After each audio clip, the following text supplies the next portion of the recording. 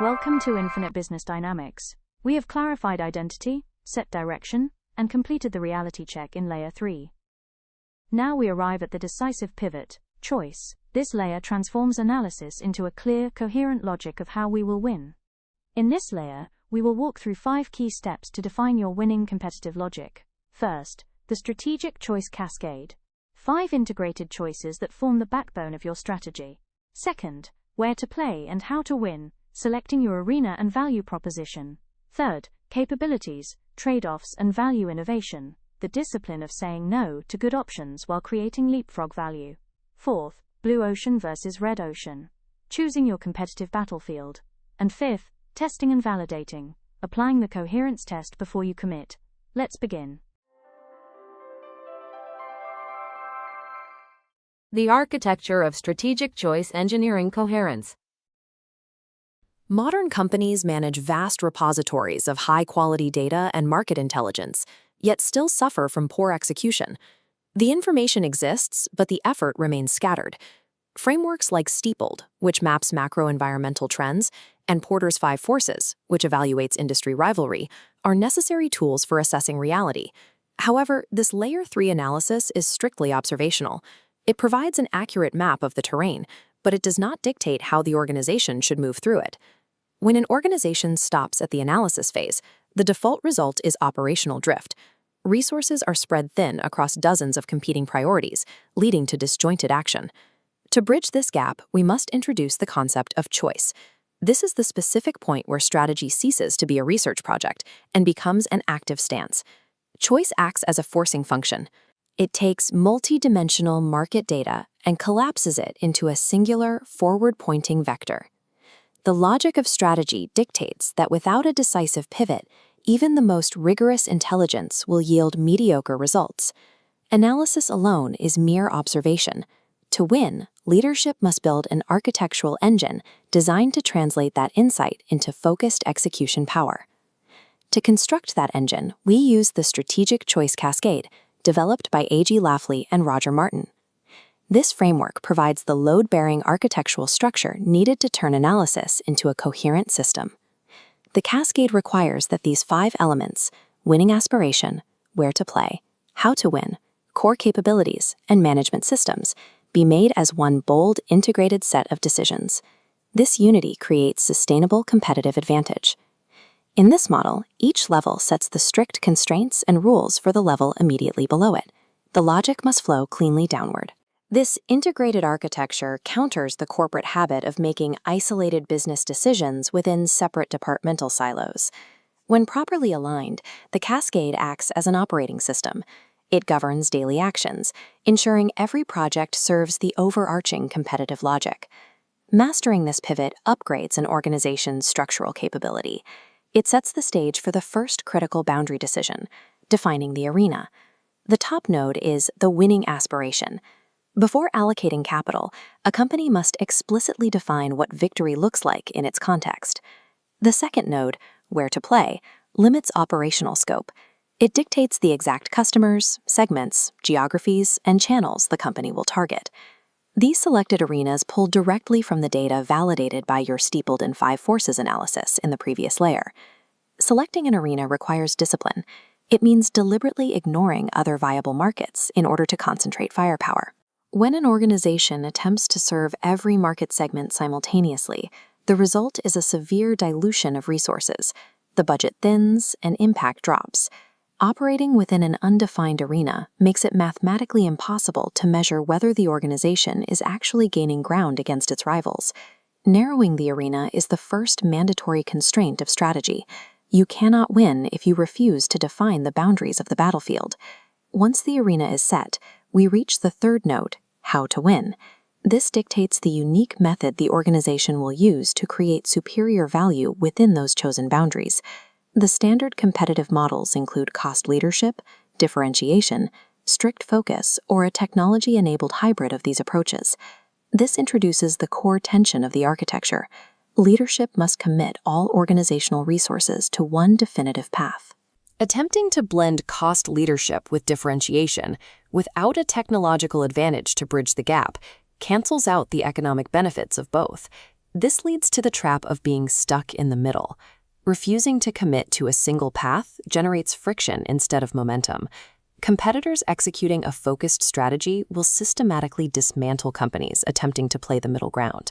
The low-cost provider will undercut their prices, while the differentiator will outclass their product. In strategy, clarity always beats compromise. Making a flawed choice and adjusting is safer than making no choice at all.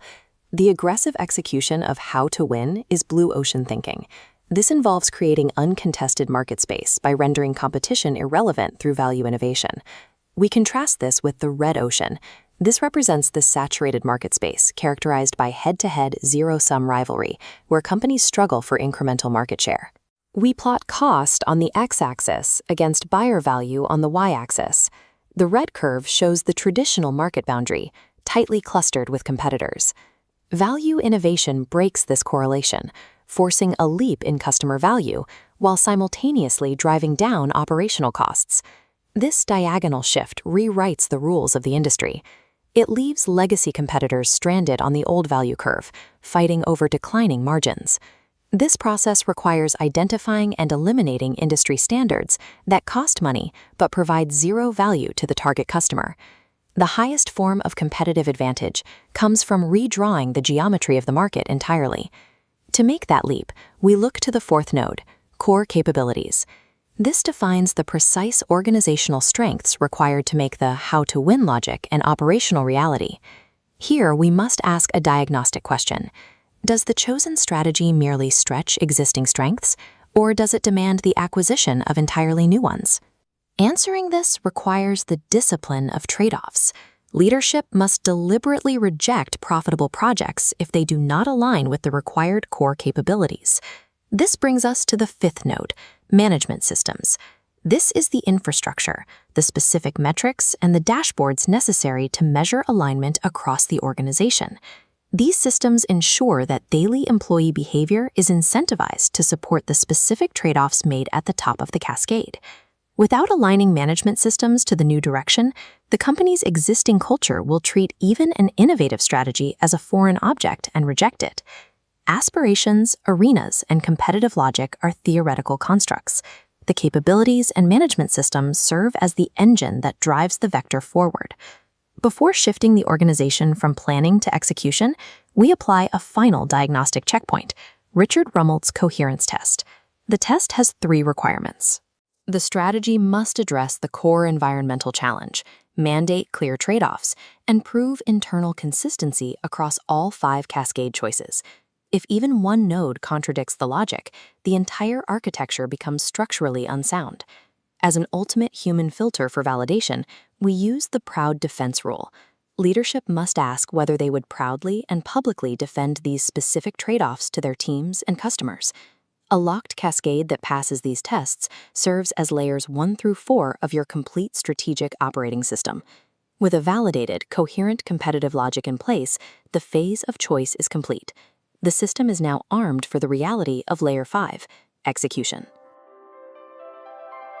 Learning reinforcement. Choice the logic of winning. Okay, so let's get right into it. We've done all the hard thinking, the deep analysis, the reality checks. But you know what? Analysis, by itself, doesn't win you anything. That's why we're talking about the decisive pivot, choice. This is that critical moment where we take all that insight and forge it into a clear, powerful logic for exactly how we're going to win. And this right here, this is exactly why this step is so crucial. We've all seen it happen, right?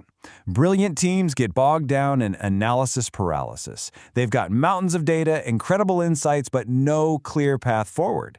And what's the result? Scattered effort, wasted resources, and, mediocre outcomes. Making a clear choice, that's what prevents this. It is the pivot point that turns all that potential into focused, winning power. So, here's the game plan for this explainer. We're going to start by really framing choice as the bridge from thinking to doing. Then, we'll unpack a fantastic framework, the 5 strategic choices. From there, we'll dig into the 2 most important decisions, where to play and how to win. We'll even explore the game-changing idea of blue ocean strategy. And finally, we'll run our choice through some tough tests to make sure it's really built to last. All right, Section 1, the analysis action pivot. The best way to think about this is as the bridge, right? It's the bridge that connects a brilliant plan on paper to a winning strategy out there in the real world. This is where we stop thinking and start committing. So what's the whole point of this choice layer? Well, the objective isn't to make a bunch of small, safe little decisions. Nope, it's to make one bold, integrated set of choices. And why do we do that? Because its main function, its entire job, is to build an advantage that can actually last. So the one rule you have to remember is this: clarity is your absolute best weapon against mediocrity. Without it, your execution it falls apart. So how in the world do we get that kind of clarity? Well, there's a really powerful tool for this called the Strategic Choice Cascade. It comes from A.G. Lafley and Roger Martin's fantastic book, Playing to Win. Let's break down how it works. You see, this cascade is really a sequence of 5 questions that have to build on each other. It all starts with, what's our winning aspiration? And this isn't just some vague goal. It needs to be a vivid picture of what victory actually looks like. Okay, based on that, where are we going to play? We can't be everywhere for everyone, so which customers, which channels give us the best shot? Then third, how will we win there? This is all about our unique value proposition. Fourth, what core capabilities do we absolutely need to make that happen? And finally, what management systems will we put in place to support and reinforce all of these choices? And this right here is the absolute key to the whole thing. These are not 5 separate decisions you make in a vacuum.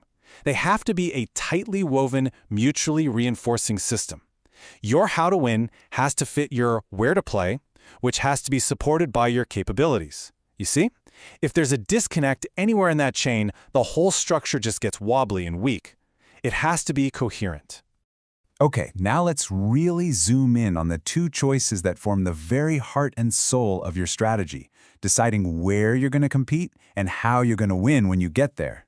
Now, your where-to-play choice, that's not a wild guess. It's a direct result of all the analysis you've already done, your read on market opportunities and the competitive forces in the industry. And once you've nailed down the where, you have to be crystal clear about the how. Are we going to win on cost? Are we going to win by being fundamentally different from everyone else? Or maybe with a really smart hybrid approach? The key thing is you have to choose one logic and really commit to it. And that leads us to this critical warning.